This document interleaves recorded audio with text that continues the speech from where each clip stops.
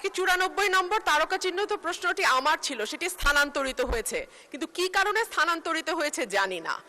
মাননীয় মন্ত্রীর কাছে আমার প্রশ্ন, আমদানি এবং রপ্তানির আড়ালে প্রতি বছর $8 বিলিয়ন মতন টাকা বিদেশে পাচার হয়ে যাচ্ছে। মাননীয় মন্ত্রীকে আমাদের বলবেন এই ধরনের পাচার বন্ধ করবার ক্ষেত্রে বাণিজ্য মন্ত্রণালয়ের কিছু করবার আছে কিনা, যদি থাকে সেটি কি, এবং এই ব্যাপারে সরকারের কোনো উদ্যোগ আছে কিনা। ধন্যবাদ মাননীয় স্পিকার। ধন্যবাদ মাননীয় সদস্য। মাননীয় মন্ত্রী। মাননীয় স্পিকার, আগের প্রশ্নের উত্তরে একটা বাক্য রয়ে গেছে, আপনি যদি অনুমতি দেন সেটা বলে ফেলতে পারি। ও প্লিজ। জি, হাউসে যেহেতু উপস্থাপন করা হলো, অসম্পূর্ণ উত্তর দেওয়াটা ঠিক না, সঙ্গত না। চামড়া আমাদের এই বছরে এই পর্যন্ত আমরা যা তথ্য পেয়েছি তাতে 1,01,00,000 মতো পশু কুরবানি হয়েছে।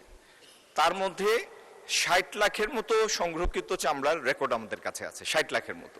সুতরাং বর্তমান বিবেচনায় যে পরিমাণ চামড়া আমরা সংরক্ষণ করতে পেরেছি এবং যেটি ইভেন্চুয়ালি ট্যানারিতে আসবে সেটার পরিমাণ সন্তোষজনক।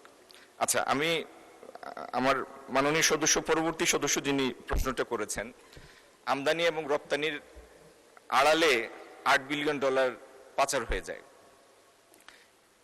মাননীয় স্পিকার, এটা একটা পারসিভড অ্যামাউন্ট। এখন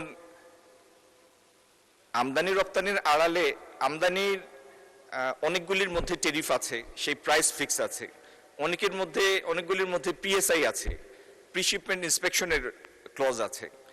যদি এই প্রিশিপমেন্ট ক্লজ এবং টেরিফ ভ্যালুর বাইরে কোনো পণ্যের মধ্যে যদি এরকম কোনো দুর্বলতা থাকে যেটিতে বেশি পাচার হয়ে যাচ্ছে, এটি একটি স্টাডি গবেষণার বিষয় মাননীয় স্পিকার।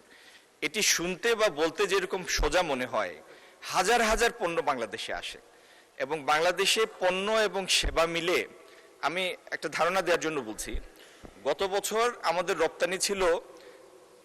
আমদানি ছিল 67 বিলিয়নের মতো।